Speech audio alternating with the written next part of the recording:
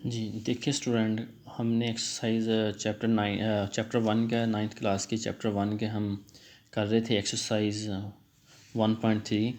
हमने इसके 5 क्वेश्चन कर लिए थे। छठा क्वेश्चन हमने आज स्टार्ट करना है। तो छठे क्वेश्चन में देखें स्टूडेंट, मैं आपको समझाता हूँ।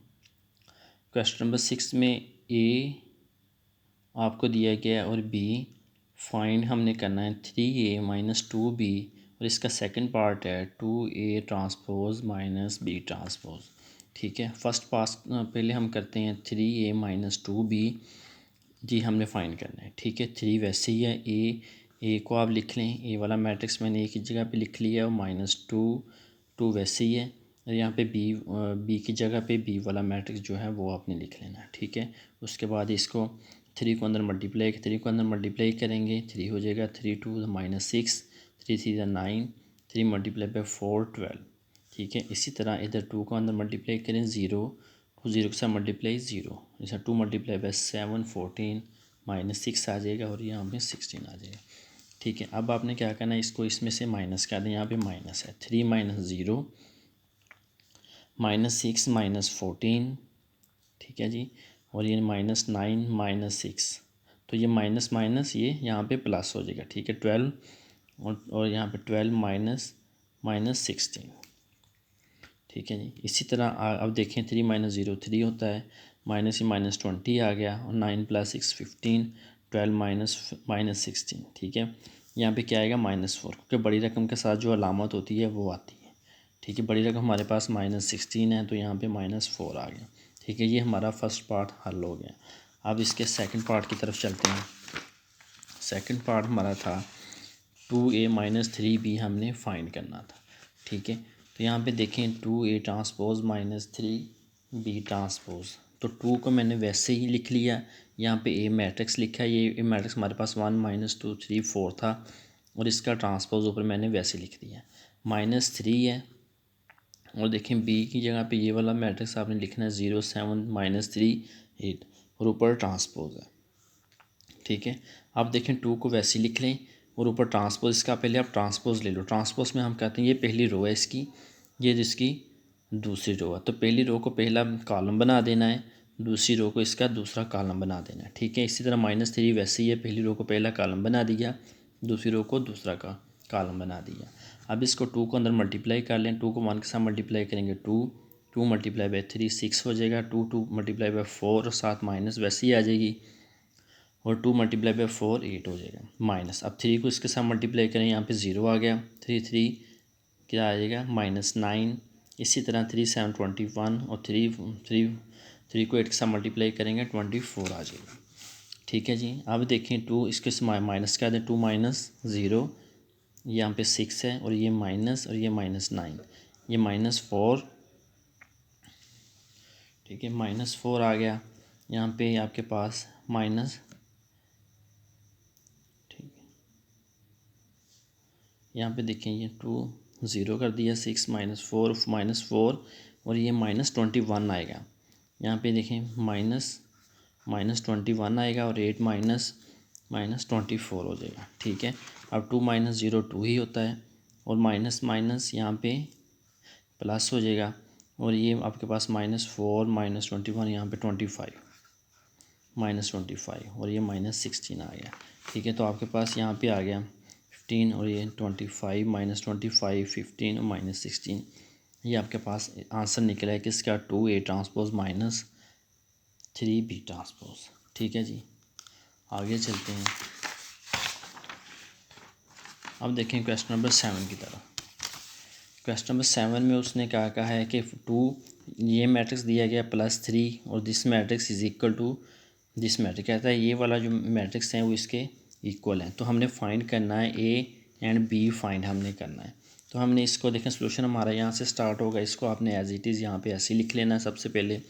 तो 2 को अंदर मल्टीप्लाई करें, 2 को अंदर मल्टीप्लाई करेंगे 4, 2 मल्टीप्लाई बाई 8 हो जाएगा, ये -6, और ये 2a +3 1 3 होता है, 3 b के साथ मल्टीप्लाई करेंगे 3b हो जाएगा, 3 को 8 के साथ मल्टीप्लाई करेंगे 24, 3 को 4 के साथ मल्टीप्लाई करेंगे -12, ये 7 10 और 18 1 ऐसे ही आ जाएगा।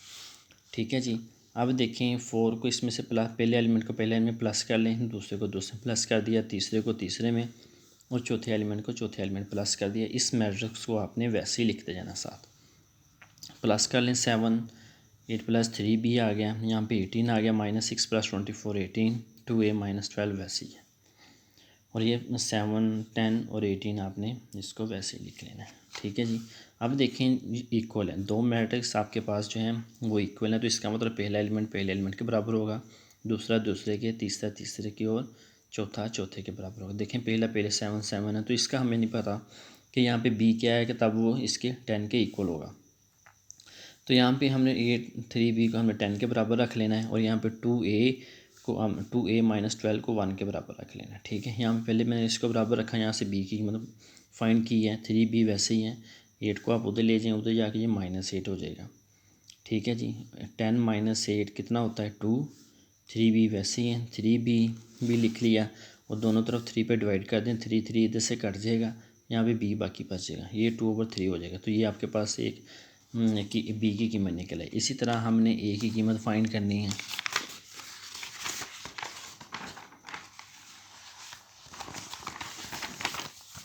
देखिए जी, ए की कीमत हमने 2a - 12 जो था वो किसके बराबर है, 1 के बराबर। अगर आप देखें तो पीछे वाला मैट्रिक्स जो उसने दिया था हमें कि यहाँ पे देखें 2a - 12 = 1, ठीक है। तो आपके पास मैंने फिर क्या किया, 2a - 12 को 1 के बराबर इक्वल रख लिया, ठीक है।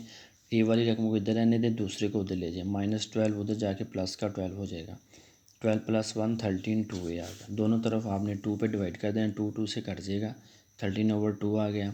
ये आपके पास ए की कीमत निकल आई, और बी की आपके पास ये कीमत आएगी 2/3। दोनों कीमतें आपके पास ए और बी की कीमत निकल आई। ये हमने उसने कहा था कि ए और बी की कीमतें फाइंड कर दें, ठीक है जी। अब नेक्स्ट क्वेश्चन की तरफ चलते हैं, क्वेश्चन नंबर 8 की तरफ, ठीक है।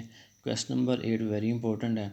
देखें यहाँ से उसने कहा है कि सिमेट्रिक मैट्रिक्स और स्क्यू सिमेट्रिक मैट्रिक्स उसने कहा, ठीक है। तो ये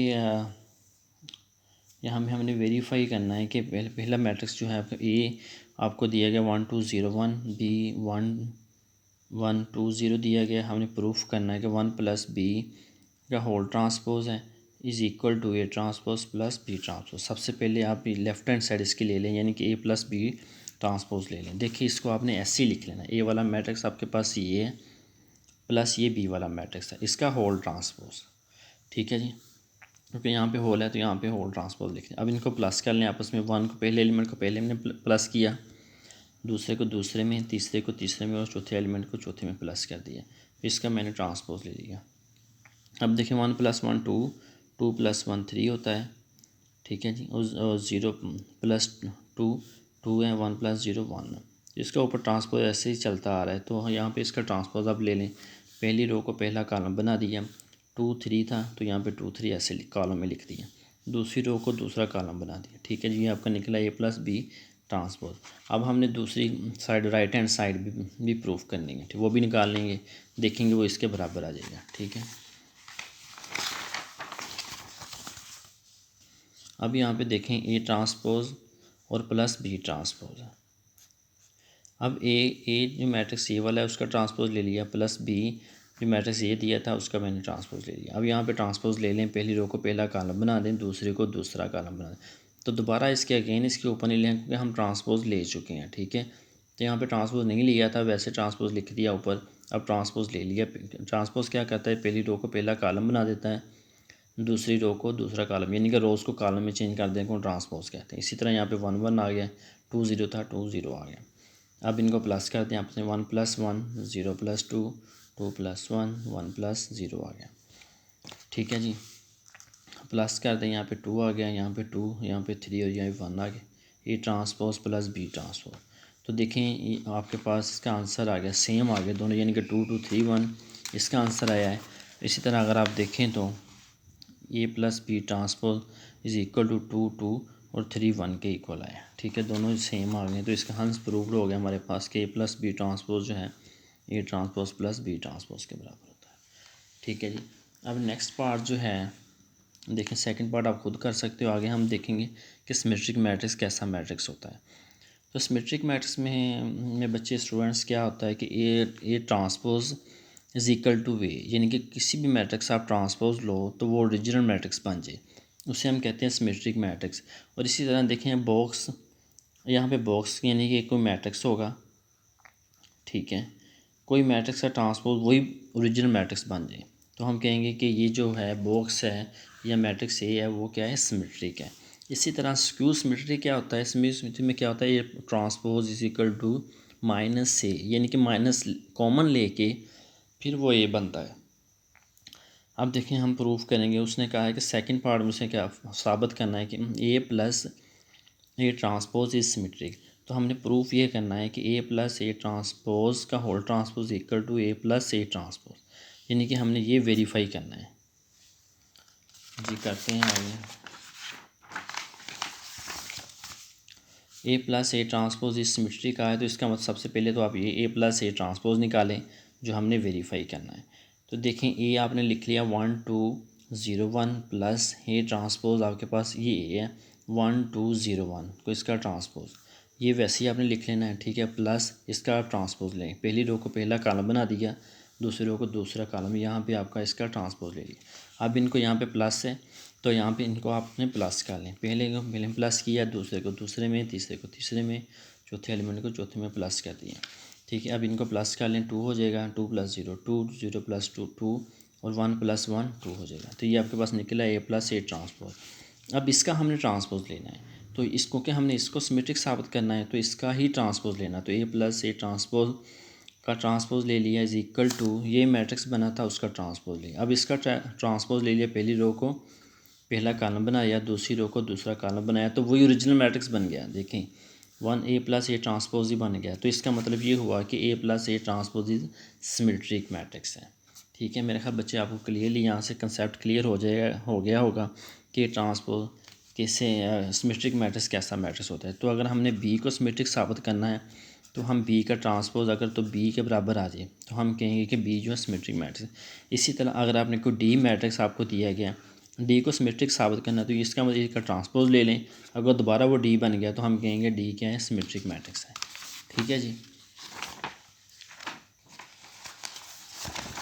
अब देखें नेक्स्ट पार्ट में उसने कहा है, ये पार्ट नंबर आपका 4 है, उसने कहा A minus A transpose is skew symmetric matrix. तो स्क्यू सिमेट्रिक मैट्रिक्स में आपको बता चुका हूँ, तो इसमें क्या होता है कि A transpose is equal to minus A. तो यहाँ पे ये है, यहाँ पे ये इस मैट्रिक्स को टोटल मैट्रिक्स को हमने स्क्यू सिमेट्रिक साबित करना है, तो इसका मतलब है कि ए माइनस ए ट्रांसपोज का ट्रांसपोज जो है वो माइनस कॉमन लेके फिर वो ए माइनस ए ट्रांसपोज के इक्वल आएगा, ठीक है जी। अब यहाँ पे सबसे पहले तो ये वाले अंदर वाले जो रकम है वो निकालें, ए माइनस ए ट्रांसपोज निकालें, यहाँ पे ए लिख लें और ये माइनस वैसे ही माइनस लिख लें, ए लिखें और इसका ट्रांसपोज ऊपर मैंने लिख लिया, इसको वैसे लिख दिया 1 2 0 1 माइनस, तो इसका ट्रांसपोज ले लिया, पहली रो को पहला कॉलम बना दिया, दूसरे को दूसरा कॉलम बना दिया, ठीक है। 1 - 1 0 2 - 0 0 - 2 1 - 1, ठीक है, माइनस कर दिया, ये आपके पास मैट्रिक्स आ गया, ठीक है। ए माइनस ए जो है ये ट्रांसपोज आपके पास ये निकल आया। अब इसको हमने स्क्यू सिमेट्रिक साबित करना, तो इसका ट्रांसपोज लें आप, इसी का ट्रांसपोज लें, इसका ट्रांसपोज लिया है, ये देखें ट्रांसपोज लिया है, उसके बाद इसके यहाँ पे ट्रांसपोज ली, पहली रो को पहला कॉलम बना दिया, तो यहाँ पे ऊपर साइन ख़त्म हो गया, मैंने को माइनस कॉमन ले लिया, ज़ीरो आ गया, माइनस कॉमन लेंगे यहाँ पे प्लस हो जाएगा, यहाँ माइनस कॉमन लेंगे यहाँ माइनस आ जाएगा, तो यहाँ पे ज़ीरो हो गया। अगर आप देखें तो ये वाला ओरिजिनल मैट्रिक्स ये वाला मैट्रिक्स बना है, ठीक है, तो इसको ए तो माइनस कॉमन ले के बराबर आया, तो ठीक है। स्क्यू सिमेट्रिक में मैट्रिक्स में क्या होता था कि A transpose is equal to minus A होता था, ठीक है। तो इसका मतलब ये अब matrix A minus A transpose क्या हो गया, स्क्यू सिमेट्रिक हो गया, ठीक है जी। तो इसको हमने स्क्यू सिमेट्रिक हमने साबित कर दिया। तो बच्चे देखें हमने सिमेट्रिक मैट्रिक्स भी सीख लिया, स्क्यू सिमेट्रिक मैट्रिक्स भी सीख लिया। तो सिमेट्रिक मैट्रिक्स में क्या होता है कि किसी चीज़ का आप किसी भी मैट्रिक्स का आप ट्रांसपोज लो, बी का ट्रांस तो वही आ जाएगा। अगर हमने स्क्यू सिमेट्रिक साबित करना है, स्क्यू सिमेट्रिक में क्या होगा, माइनस बी होगा इनके स्क्यू सिमेट्रिक में, तो ये सिमेट्रिक में है, ठीक है। इसकी ठीक है बच्चों, आज का तो हमारी एक एक्सरसाइज जो थी एक्सरसाइज 1.3 कंप्लीट हो चुकी है, ठीक है। इसकी आपने बेटा प्रैक्टिस करें, ज़्यादा से ज़्यादा इसकी प्रैक्टिस करें, जितनी ज़्यादा प्रैक्टिस करेंगे उतना ही आपको आएगा, ठीक है। तो प्रैक्टिस अपने तौर पे बहुत ज़रूरी है, तो प्रैक्टिस करें जितनी हो सकती है। कोई नहीं आ रहा, कोई भी इसमें पार्ट जो है मैंने नहीं किए, वो आपने खुद प्रैक्टिस करें।